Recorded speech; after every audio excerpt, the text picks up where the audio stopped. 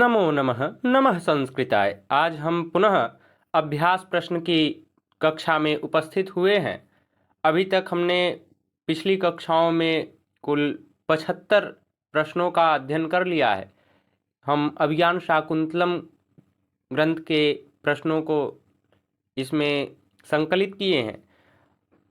तो आज की कक्षा में हम 25 प्रश्नों का फिर अध्ययन करेंगे, जिनमें आज पहला प्रश्न है, 76वां प्रश्न है कि आकाशयान से सानुमति नामक अप्सरा किस अंक में प्रवेश करती है?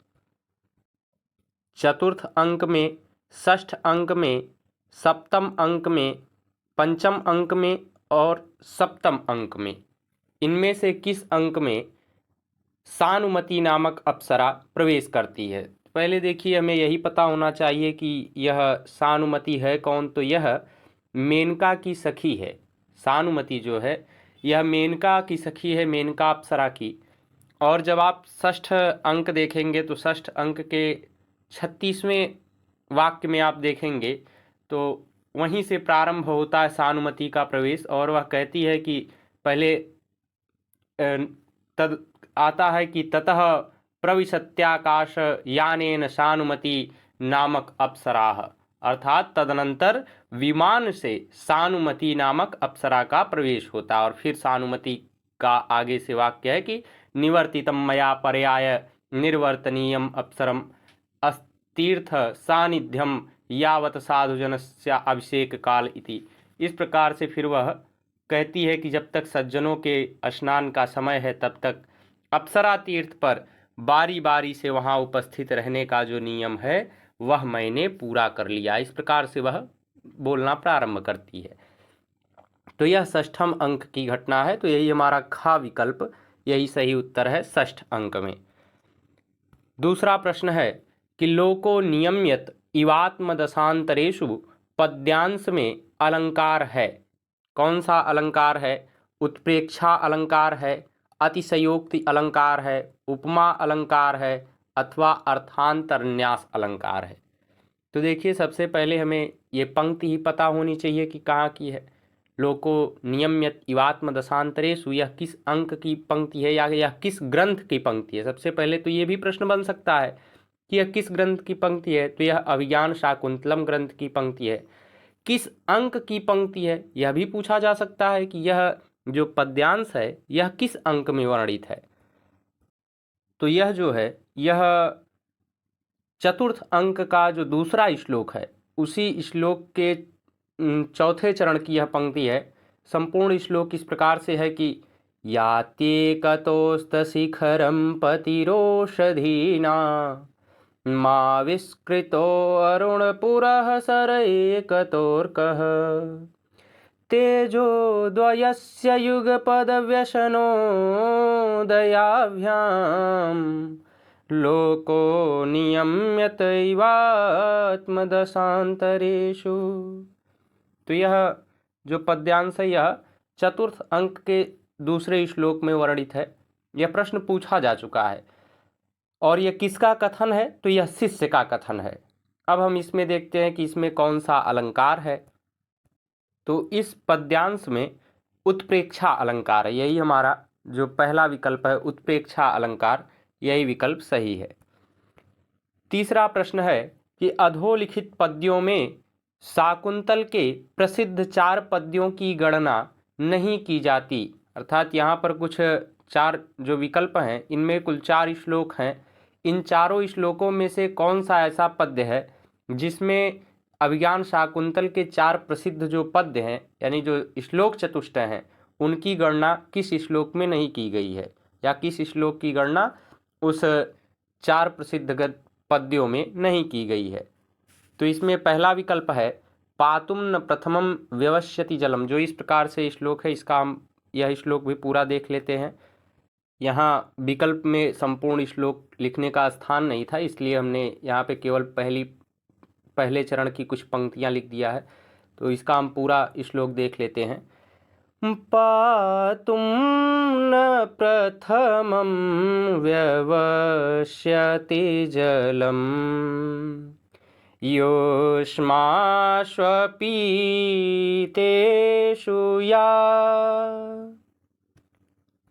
नादत्ते प्रियमण्डनापि भवताम् स्नेहेन या पल्लवम् आद्येवः कुसुमप्रसूतिसमये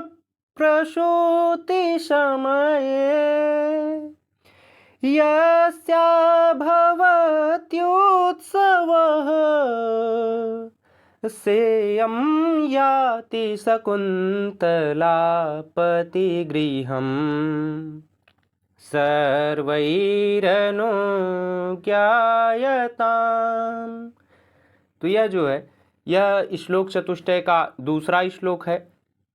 इसमें जो दूसरा विकल्प है यह श्लोक चतुष्टय का पहला श्लोक है। यह इस प्रकार से है संपूर्ण श्लोक। यास्यद्य शकुन्तलेति हृदयं संस्पृष्टमुत्कण्ठया कण्ठस्तम्भितवाष्पवृत्ते कलुषश्चिन्ताजडं दर्शनम् वैक्लव्यं मम तावदीदृशमिदम् स्नेहादरण्योकशः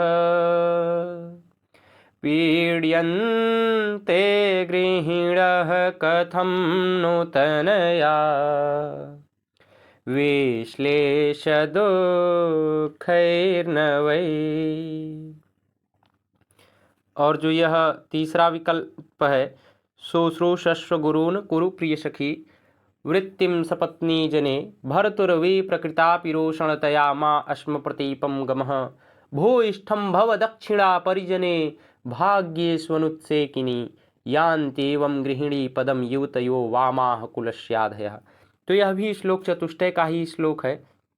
बस इसमें से जो हमारा अंतिम विकल्प है यही विकल्प सही उत्तर है, क्योंकि यह जो श्लोक है यह प्रियंवदा का कथन है। और प्रियंवदा जिस समय शकुंतला की विदाई होती है तो वह बताती है कि तपोवन के वियोग से केवल तू ही दुखित नहीं है, अभी तुझसे विदाई का समय उपस्थित होने के कारण तपोवन की भी तेरे समान ही अवस्था दिखाई पड़ रही है।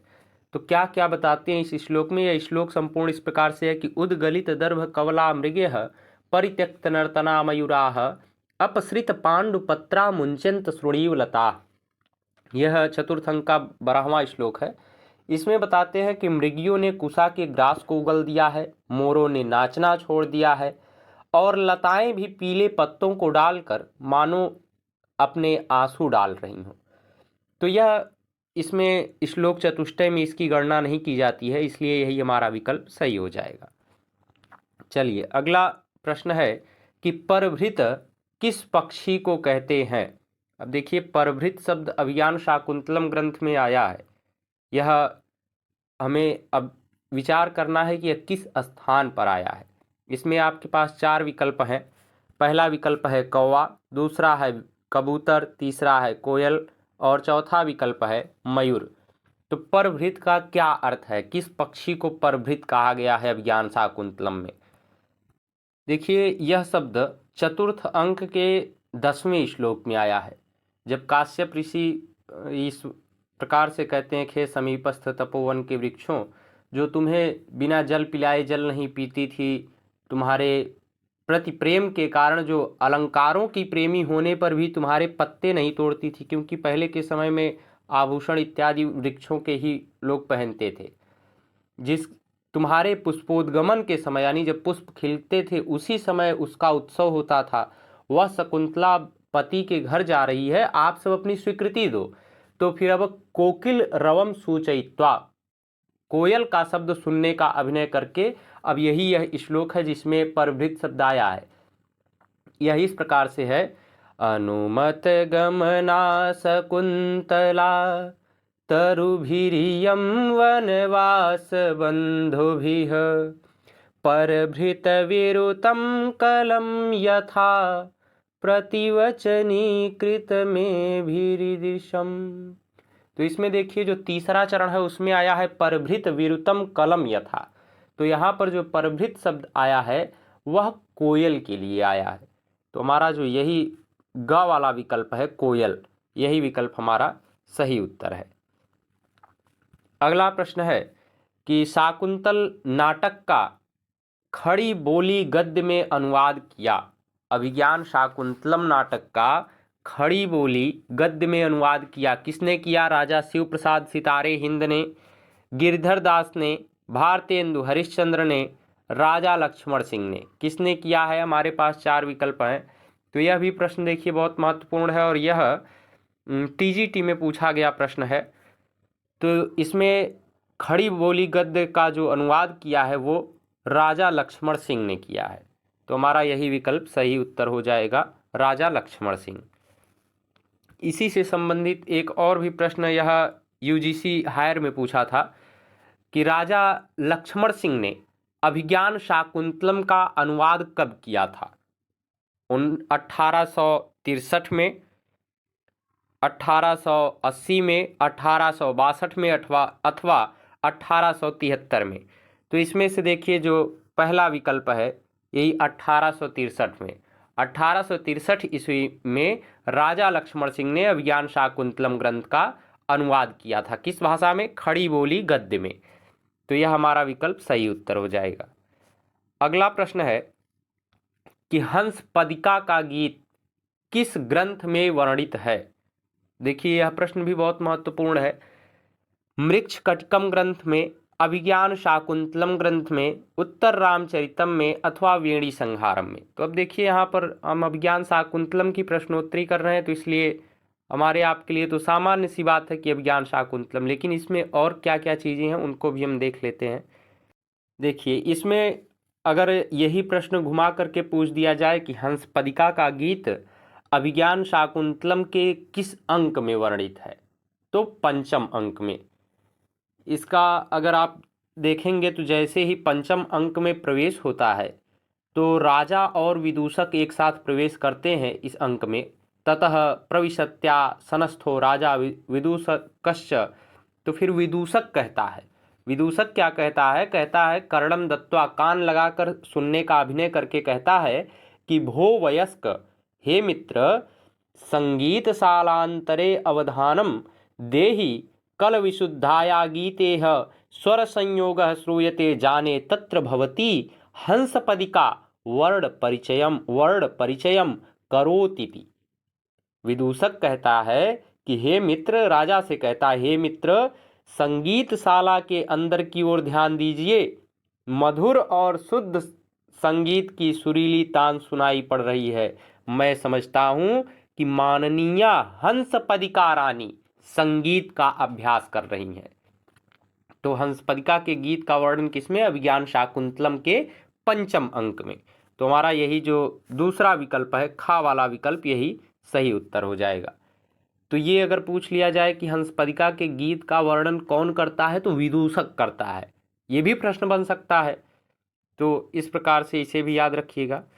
अगला प्रश्न है कि अविश्रमोयम लोकतंत्राधिकारः, यह उक्ति कहाँ है? तो देखिए अगर लोकतंत्र की बात इसमें आ गई है तो ऐसा नहीं है कि ये किसी अन्य ग्रंथ का है, यह भी अभिज्ञान शाकुंतलम ग्रंथ का ही है। तो इसमें हमारा ये विकल्प सही होगा। इसमें हम जो अन्य तथ्य हैं उनको भी देख लेते हैं। अगर यह पूछा जाए कि अविश्रमोयम लोकतंत्राधिकारः, यह उक्ति किसकी है, यह उक्ति का, इस उक्ति का वक्ता कौन है? तो यह कंचुकी इस वाक्य को कहता है। किस अंक में कहता है? पंचम अंक में। यह पांचवें अंक की घटना है। पांचवें अंक में कंचुकी कहता है कि भोह कामम धर्म कार्य मनतिपात्यम देवस्य, अर्थात यह ठीक है कि महाराज को धार्मिक कर्तव्यों में विलंब नहीं करना चाहिए। तथापिदानीमेव धर्मासनादुत्थिताय पुनरोपरोधिकारी कण्व शिष्यागमनमस्मै नोत्सहे निवेदयितुम् अथवा अविश्रामोऽयं लोकतंत्राधिकारः। अर्थात अथवा लोकतंत्राधिकार अथवा विश्रामोऽयं लोकतंत्राधिकार, अर्थात प्रजापालन के अधिकार में विश्राम कहाँ है। यह उक्ति कंचुकी कहता है राजा दुष्यंत के विषय में। कहाँ कहता है? अभिज्ञान शाकुंतलम ग्रंथ के 5वें अंक में कहता है। जब 5वें अंक का प्रारंभ होता है तो शायद 10वें या 11वें वाक्य में इस बात को कहता है। तो इसमें से हमारा यही विकल्प सही हो जाएगा। अगला प्रश्न है कि अहो राग परिवाहिणी गीतः, यह कथन किसकी प्रशंसा में कहा गया है? शकुंतला के गाने पर कहा गया है, प्रियमवदा के गाने पर कहा गया है, अनुसूया के गाने पर कहा गया है, अथवा हंस पदिका के गाने पर कहा गया है। तो जैसा कि अभी हमने पिछले ही प्रश्न में देखा था कि हंस पदिका का गीत जो है बहुत प्रशंसनीय था, क्योंकि विदूषक जो था वह महाराज से कहता है कि महाराज संगीत का लगता है हंस पदिका महारानी जो है वह अभ्यास कर रही है, ऐसा वह राजा से बताता है। तो फिर इस कथन को राजा कहते हैं कि अहो राग परवाहिणी गीत ही, आहा क्या ही अनुराग को बरसाने वाला संगीत है। इस कथन के वक्ता हैं राजा दुष्यंत, और यह किसकी प्रशंसा में उन्होंने कहा है? तो हंस पदिका के गाने पर। यही जो घा वाला विकल्प है यही सही उत्तर हो जाएगा। अगर यही प्रश्न पूछ दे कि अहो राग परवाहिणी गीत ही, यह सूक्ति किस अंक की है या यह किस ग्रंथ की है, तो यह अभिज्ञान शाकुंतलम ग्रंथ के 5वें अंक की सूक्ति है। इस सूक्ति का वक्ता कौन है? तो राजा दुष्यंत इसके वक्ता है। और इसमें कौन सा विकल्प सही है? तो घा वाला विकल्प सही है, हंस पदिका के गाने पर। अगला प्रश्न है कि स्त्रीणाम शिक्षित पटुत्वम मानुषीषु, यह सूक्ति किस ग्रंथ से है? उरुभंगम से, मालविकाग्निमित्रम से, अभिज्ञान शाकुंतलम से, या विक्रमांक देव चरितम से। तो देखिए यहाँ पर सामान्य है कि अभिज्ञान शाकुंतलम, लेकिन यह भी प्रश्न बन सकता है कि इस सूक्ति का वक्ता कौन है। तो पहले हमें यही पता होना चाहिए कि ये सूक्ति है कहाँ पर। तो ये 5वें अंक की सूक्ति है। यह राजा का कथन है। राजा इस बात को कहते हैं कि स्त्रीणाम शिक्षित पटुत्व ममानुषीषु संदृश्यते किमुत याह प्रतिबोधवत्यः प्रागंतरिक्ष गमनात् स्वं पत्यजात मन्यैर्द्विजैः परभृताः खलु पोषयन्ति। तो राजा इसमें कहते हैं कि हे वृद्ध तपस्विनी से इस बात को कहते हैं कि स्त्रियों में जो मनुष्य जाति से भिन्न स्त्रियां हैं उनमें भी बिना शिक्षा के ही चतुरता देखी जाती है। जो ज्ञान संपन्न है उनका तो कहना ही क्या है। और कहते हैं कि कोयल आकाश में उड़ने की सामर्थ्य होने तक अपने बच्चों का अन्य पक्षियों से ही पालन करवाती है, यानी कौवे से अपने बच्चों का पालन करवाती है। तो इसमें जो है यह सूक्ति अभिज्ञान शाकुंतलम ग्रंथ से है। इसका वक्ता कौन है? तो राजा दुष्यंत इसके वक्ता है। यह किस अंक की सूक्ति है? तो यह 5वें अंक की सूक्ति है। चलिए अगला प्रश्न है कि श्रद्धा वित्तम विधिश्चेति तृतयम तत्समागतम, यह किस नाटक का श्लोक है? यह भी प्रश्न देखिए यूजीसी में पूछा गया प्रश्न है। तो इसमें देखिए, और पीजीटी में यह पीजीटी में पूछा गया था, 2009 में पूछा गया था यह प्रश्न। तो इसमें भी हमारे सामने विकल्प है अभिज्ञान शाकुंतलम, तो प्रश्नोत्तरी भी हम उसी की कर रहे हैं, तो अभिज्ञान शाकुंतलम भी है। लेकिन अब देखते हैं कथन किसका है, यह भी प्रश्न पूछा जा सकता है। तो यह कथन देखिए, यह तो घटना सबसे पहले 7वें अंक की है। 7वें अंक में जब अदिति कहती हैं कि पुत्री भर्तुर बहुमता भव, यहाँ पर देखिए एक बार अभी हमने जब शायद दूसरी कक्षा या तीसरी कक्षा इस प्रश्नोत्तरी की किया था हमने, तो उसमें हमने तीनों तपस्विनियों के आशीर्वाद को देखा था। तो यही प्रकरण एक बार और आता है, यह 7वें अंक में आता है, जब अदिति शकुंतला को कहती हैं कि जाते अर्थात पुत्री भर्तुर बहुमता भव, अर्थात पति के बहुत अधिक सम्मान को प्राप्त करना। तो यहाँ पर ये आशीर्वाद दो लोग देते हैं, एक तपस्विनी भी देती है और अदिति भी देती हैं। इसके बाद का जो प्रकरण है उसमें मारीच ऋषि का यह कथन है कि दिष्ट्या शकुंतला साध्वी सदपत्यमिदं भवान श्रद्धा वित्तम विधिश्चेति त्रितयम ततः समागतम। तो यह मारीच ऋषि का कथन है। मारीच ऋषि इसमें कहते हैं कि एक साध्वी शकुंतला है, यह सद्गुणों से युक्त सुपुत्र है, यह आप हैं, सौभाग्य से श्रद्धा, धन और विधि, ये तीनों चीजें यहाँ एकत्र हो गई हैं। तो यह किसका कथन है? मारीच ऋषि का। किस अंक में है? सप्तम अंक में। किस ग्रंथ में है? तो अभिज्ञान शाकुंतलम ग्रंथ की यह सूक्ति है। चलिए अगला प्रश्न है कि श्रिया दुरापह कथमिप्सितो भवेत, यह किस ग्रंथ की उक्ति है? अब यह देखिए, यह सूक्ति भी अभिज्ञान शाकुंतलम ग्रंथ की है और यह अभिज्ञान शाकुंतलम के तृतीय अंक की सूक्ति है। जिस समय शकुंतला कहती है कि मैं सोचती हूँ किंतु तिरस्कार के भय से मेरा हृदय कांप रहा है, तो फिर राजा का यह कथन है। राजा बहुत प्रसन्नता के साथ कहते हैं कि अयम सते तिष्ठति संगमोत्सुको विशंकसे भीरुयतो वधीरणाम लभेत वा प्रार्थयिता न वा श्रियम श्रिया दुरापह कथमिप्सितो भवेत। तो इसमें राजा कहते हैं, हे भीरु, जिससे तू तिरस्कार की आशंका करती है, वह यह दुष्यंत तेरे मिलने के लिए उत्कंठित खड़ा है। प्रार्थी व्यक्ति लक्ष्मी को पावे या ना पावे, श्रिया दुरापह कथमिप्सितो भवेत, लक्ष्मी के द्वारा प्रार्थित व्यक्ति कैसे दुर्लभ हो सकता। अर्थात जिसे लक्ष्मी जी स्वयं चाहेंगी उसके लिए लक्ष्मी दुर्लभ थोड़ी ना है। किसी व्यक्ति के लिए लक्ष्मी दुर्लभ है। अर्थात कोई व्यक्ति यदि प्रतीक्षा कर रहा है कि हमारे पास लक्ष्मी आवे, वह दुर्लभ है। लेकिन अगर लक्ष्मी जी स्वयं चाहती हैं कि हम उस व्यक्ति के पास जाएं, तो यह दुर्लभ नहीं है।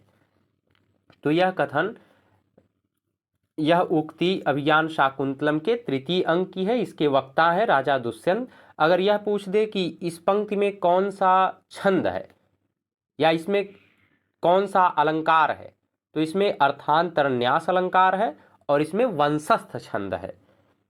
चलिए अगला प्रश्न है कि यास्यत्यद्य शकुंतले हृदयम संस्पृष्टमुत्कंठया, यह कथन किसका है? तो देखिए अभी अभी इस पे चर्चा हुई है कि यह श्लोक चतुष्टय का श्लोक है और यह पहला श्लोक है श्लोक चतुष्टय का। तो इस कथन के जो वक्ता हैं, क्या वह दुष्यंत हैं, कण्व ऋषि हैं, शारद्वत है अथवा गौतमी है? तो सबसे पहले देखिए यही जान लीजिए कि जितने भी श्लोक चतुष्टय के श्लोक हैं वो सभी कण्व ऋषि के द्वारा कहे गए हैं। तो इसमें हमारा यही दूसरा विकल्प सही हो जाएगा। अगला प्रश्न है कि भवितव्यानाम द्वाराणि भवन्ति सर्वत्र, यह किस ग्रंथ की उक्ति है?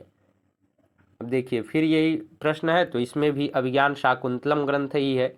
अब प्रश्न यह उठता है कि इसमें अगर इस प्रकार से प्रश्न बन जाए कि इस कथन का वक्ता कौन है या यह कथन किस अंक का है, अभिज्ञान शाकुंतलम के किस अंक का यह कथन है, तो यह प्रश्न और कठिन हो जाता है। अब इसमें देखिए यह प्रथम अंक में यह सूक्ति आई है।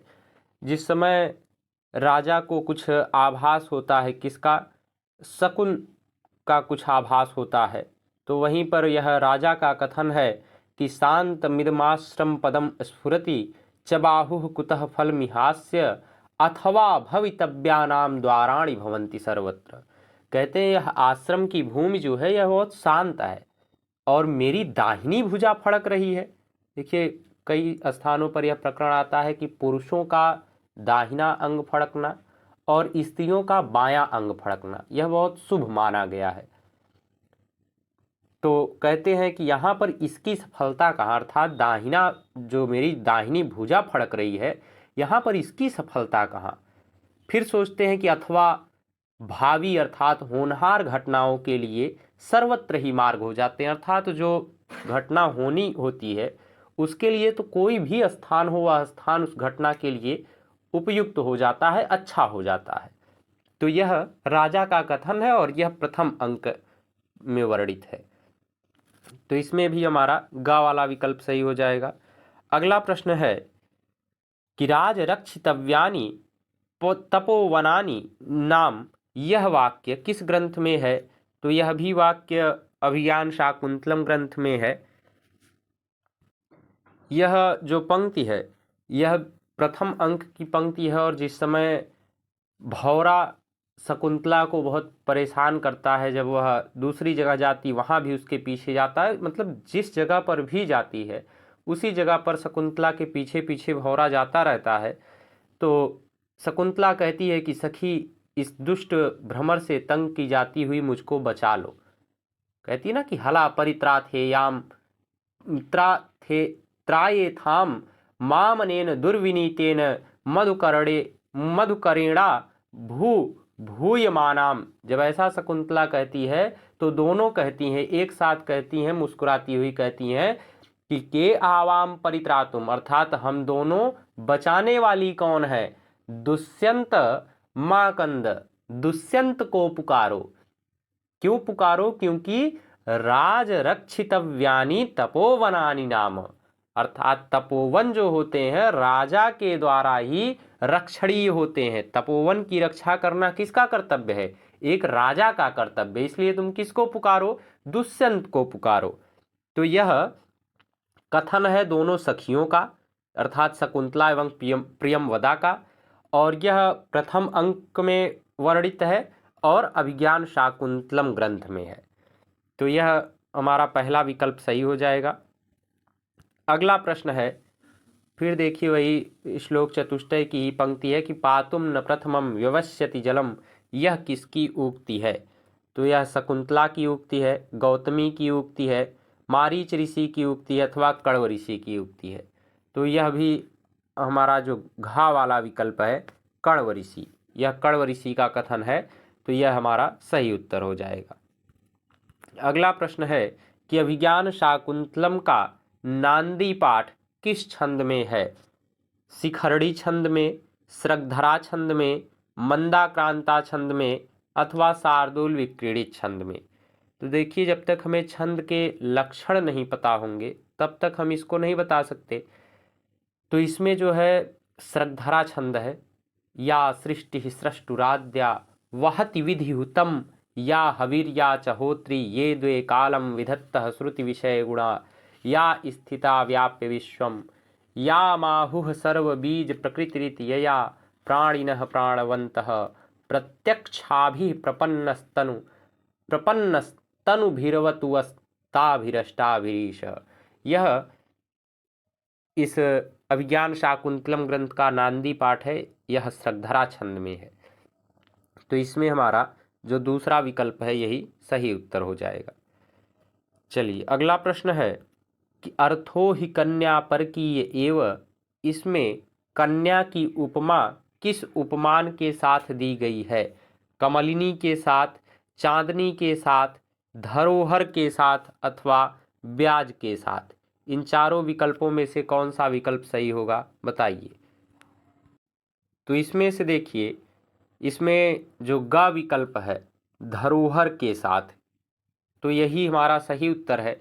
यह अभिज्ञान शाक, अगर यह प्रश्न पूछा जाए कि यह जो उक्ति है या यह जो सूक्ति है, यह सूक्ति किस ग्रंथ में है, तो अभिज्ञान शाकुंतलम ग्रंथ में यह वर्णित है। अभिज्ञान शाकुंतलम के किस अंक की सूक्ति है?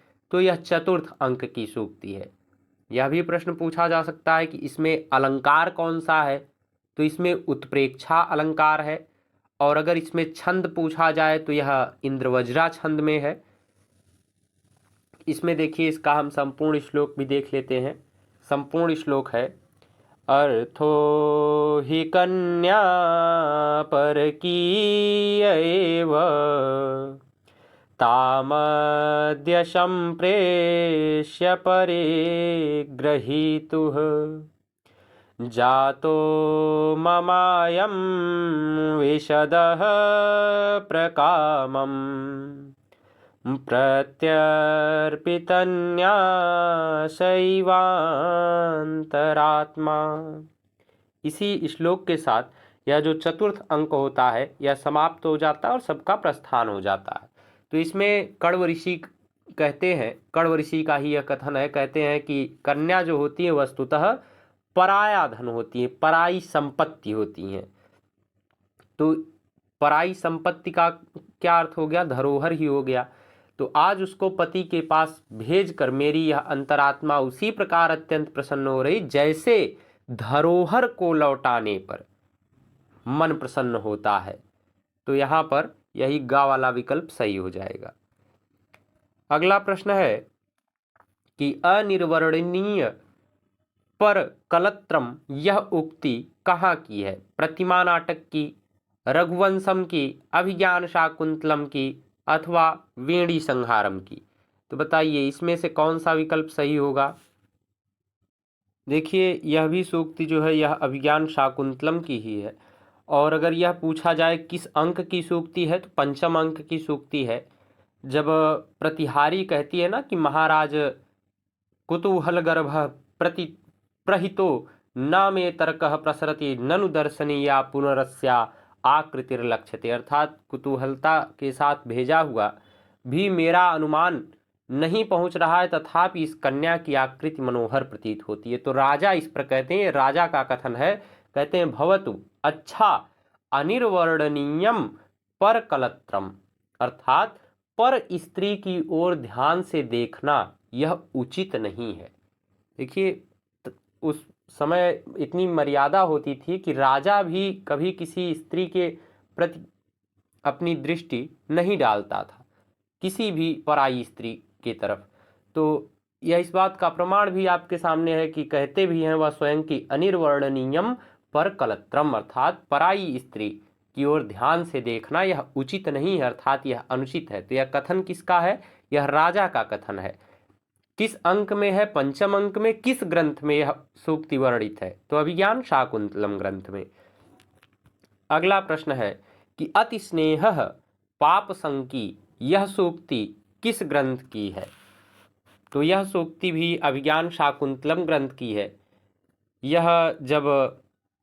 यह घटना देखिए उस समय की है जब शकुंतला की विदाई होने लगती है। तो जब काश्यप ऋषि कहते हैं कि मैं तेरे लिए जो चाहता हूँ वह पूर्ण हो जाए, तो अब शकुंतला अपनी दोनों सखियों से जब गले लगती है तो दोनों सखियाँ कहती हैं, प्रियंवदा और अनसुईया शकुंतला से इस बात को कहती हैं कि सखी यदि नाम स राजा प्रत्यभिज्ञान मंथरो भवेत ततस्तस्मा इदमात्म नामधेयांकित तम अंगुलीयकम दर्शय। कहती है कि सखी यदि वह राजा तुम्हें कुछ पहचानने में शिथिल हो तो उसके अपने नाम से अंकित यह अंगूठी दिखा देना, क्योंकि दोनों सखियां ही जानती थी कि श्राप जो है वो शकुंतला को मिला है और श्राप का निवारण भी यही है कि जब चिन्हित अंगूठी दिखाई जाएगी जो राजा दुष्यंत ने स्वयं दिया है तभी इस श्राप का निवारण होगा। तो जब इतना शकुंतला सुनती है तो वह भी थोड़ा सा घबराती, कहती अनेन संदेहेन वामा कंपितास्मि, तुम्हारे इस संदेह से मैं घबरा गई हूँ, क्यों ऐसा कह रही हो? तो दोनों सखियां कहती हैं माँ भयसी, मत डरो। क्यों मत डरो? अति स्नेह पाप संकी, जो अत्यधिक प्रेम होता है वो अनिष्ट की आशंका करता है। देखिए किसी भी चीज की अति जो होती है वो बहुत कष्टकर होती है, बहुत उसमें कहिए कि कष्ट अधिक हो जाता है। तो इसीलिए ये दोनों कहती हैं कि अत्यधिक प्रेम अनिष्ट की आशंका करता है। जब प्रेम भी अधिक हो जाता है तो अनिष्ट की आशंका करने लगता है। तो यह अभिज्ञान शाकुंतलम ग्रंथ की सूक्ति है और यह चतुर्थ अंक की सूक्ति है। इसकी वक्ता जो है वो प्रियंवदा और अनसुईया अर्थात दोनों सखियां जो हैं वही हैं।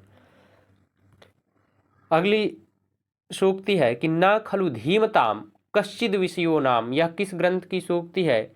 तो यह भी अभिज्ञान शाकुंतलम ग्रंथ की ही सूक्ति है, यही विकल्प हमारा सही है। अब देखते हैं इस पंक्ति का वक्ता कौन है। अब देखिए यह प्रकरण जो है यह चतुर्थ अंक का प्रकरण है और जब जिस समय शकुंतला की विदाई होने लगती है तो काश्यप ऋषि कहते हैं ना कि वत्से त्वम इदानीम शासनीयासी वनौ कसौ अपशंतौ लौकिकज्ञा वयम। तो कहते हैं कि पुत्री अब तुम्हें भी कुछ शिक्षा देनी है, क्योंकि वनवासी होते हुए भी हम लोग थोड़े तो लौकिक व्यवहार को जानते ही हैं। तो इस पर यह सारंगरव का कथन है। सारंगरव जो कण्व ऋषि का शिष्य है वही कहता है कि न खलु धीमताम कश्चिद विषयो नाम, अर्थात विद्वानों के लिए वस्तुतः कोई चीज अज्ञात नहीं होती, अर्थात आपको लौकिक व्यवहार का भी ज्ञान है। तो यह अभिज्ञान शाकुंतलम ग्रंथ की सूक्ति है और यह चतुर्थ अंक में सारंगरव का कथन है।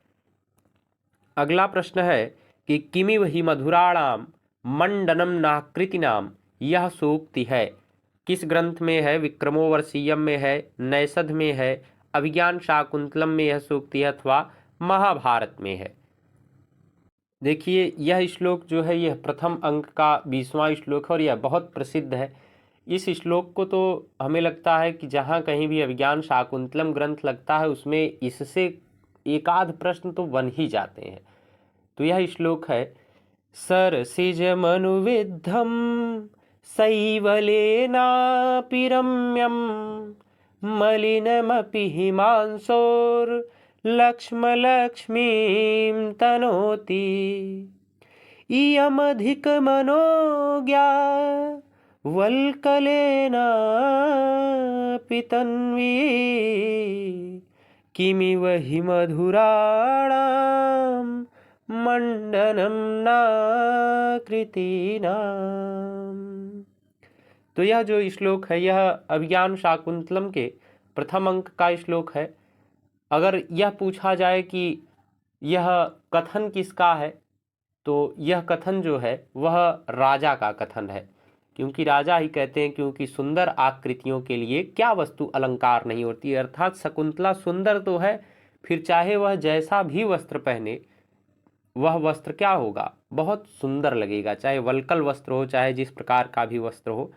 तो यह राजा का कथन है और यह अभिज्ञान शाकुंतलम के प्रथम अंक की सूक्ति है। अगला प्रश्न है कि न प्रभातरलम ज्योतिरुदेति वसुधा तलात्, यह उक्ति है किस ग्रंथ की उक्ति है? उत्तर रामचरितम की, मृक्षकटिकम की, अभिज्ञान शाकुंतलम की या नैषधी चरितम की? यह किस ग्रंथ की उक्ति है? तो यह भी देखिए प्रथम अंक की ही उक्ति है। ये इसके वक्ता हैं राजा और वह कहते हैं कि मानुषीषु कथम वा स्यादस्य रूपस्य संभवः न प्रभातरलम ज्योतिरुदेति वसुधा तलात्। कहते हैं कि मनुष्य लोक की स्त्रियों में इस सौंदर्य की उत्पत्ति कैसे हो सकती है, क्योंकि जो कांति से दीदीप्यमान तेज होता है वह भूतल से उत्पन्न नहीं होता है। अर्थात वह जब शकुंतला को देखते हैं तो कहते हैं कि नहीं, यह पृथ्वी पर अवतरित होने वाली नहीं है, अर्थात ऐसी सौंदर्य की उत्पत्ति पृथ्वी पर हो ही नहीं सकती। मनुष्य लोक की स्त्रियों में ऐसी सुंदरता, ऐसा सौंदर्य उनके भीतर नहीं हो सकता। यह कहीं ना कहीं क्या है, भूतल से नहीं है। तो यह अभिज्ञान शाकुंतलम की सूक्ति है और इसके वक्ता है राजा दुष्यंत और यह प्रथम अंक की सूक्ति है। अगला प्रश्न है कि भाव स्थिराणि जननांत सौहृदानी, यह उक्ति है मालविकाग्निमित्रम की, मेघदूतम की, अभिज्ञान शाकुंतलम की अथवा विक्रमोर्वशीयम की? यह किस ग्रंथ की सूक्ति है? तो यह जो है यह अभिज्ञान शाकुंतलम ग्रंथ की सूक्ति है। अगर यह पूछे कि इस पंक्ति में कौन सा छंद है, तो इसमें वसंत तिल का छंद है और यह पंचम अंक की सूक्ति है। इसके वक्ता अगर पूछा जाए कि इसका वक्ता कौन है, तो इसके वक्ता राजा दुष्यंत हैं। और संपूर्ण श्लोक इस प्रकार से है कि रम्याणि वीक्ष मधुरांश निशम्य शब्दान पर्युत्सुको भवति यत् सुखितो अपि जन्तुः तच्चेतसाम् स्मरति नूनं बोधपूर्वं भाव स्थिराणि जननांतर सौहृदानि। तो इसमें यह राजा का कथन है और राजा कहते हैं कि मनोहर वस्तुओं को देखकर या मधुर शब्दों को सुनकर एक प्रसन्नचित्त व्यक्ति भी जो उत्कंठित हो जाता है वह अवश्य ही संस्कार के रूप में दृढ़ विद्यमान पूर्व जन्मों के प्रेम व्यवहार को ठीक ठीक जाने बिना ही अपने मन में स्मरण करता है, ऐसा इस श्लोक में कहते हैं। तो यह अभिज्ञान शाकुंतलम की सूक्ति है और यह पंचम अंक में राजा का कथन है। आज की इस कक्षा का अंतिम प्रश्न है कि को नामोषणोदकेन नवमालिकाम सिंचति, यह कथन किसका है? शकुंतला का, प्रियंवदा का, अनुसूया का अथवा गौतमी का? बताइए इसमें से कौन सा विकल्प सही है। देखिए यह जो प्रकरण है यह चतुर्थ अंक का प्रकरण है। जब शकुंतला को श्राप मिलता है तो प्रियंवदा और अनुसूया दोनों श्राप का निवारण पूछती हैं। प्रियंवदा ही पूछती है, अनुसूया तो बस जाती है उनके लिए पूजा की सामग्री लेने के लिए, और प्रियंवदा दुर्वासा ऋषि को मनाती है। और फिर दुर्वासा ऋषि बताते हैं कि जब कोई स्मृति चिन्ह दिखा देगी यह, तो इसका श्राप जो है वह समाप्त हो जाएगा। तो इसके बाद अब अनुसूया और प्रियंवदा आपस में चर्चा करती हैं। तो अनुसूया कहती है प्रियंवदा से कि प्रियंवदे द्वयोरेव नवमुख एष वृत्तांत तिष्ठतु, अर्थात यह वृत्तांत हम दोनों तक ही सीमित रहे। क्यों? क्योंकि रक्षितव्या खलु प्रकृति पेलवा प्रिय सखी, स्वभाव से ही कोमल प्रिय सखी की रक्षा करनी चाहिए। तो इस पर प्रियंवदा कहती है, ये जो दूसरा विकल्प हमारा यही सही है, क्योंकि प्रियंवदा ही कहती है कि को नामो षडोदकेन नवमालिकाम सिंचति, कहती है कि सखी भला कौन नवमालिका को गर्म जल से सींचेगा। इसी के साथ फिर यहाँ पे विस्कंभक भी समाप्त हो जाता है। तो यह कथन जो है यह प्रियंवदा का कथन है। तो आज के लिए बस इतना ही। फिर पुनः हम अगली कक्षा में अन्य जो बचे हुए प्रश्न हैं उनको लेकर उपस्थित होंगे। आज के लिए बस इतना ही। नमो नमः। नमः संस्कृताय। धन्यवाद।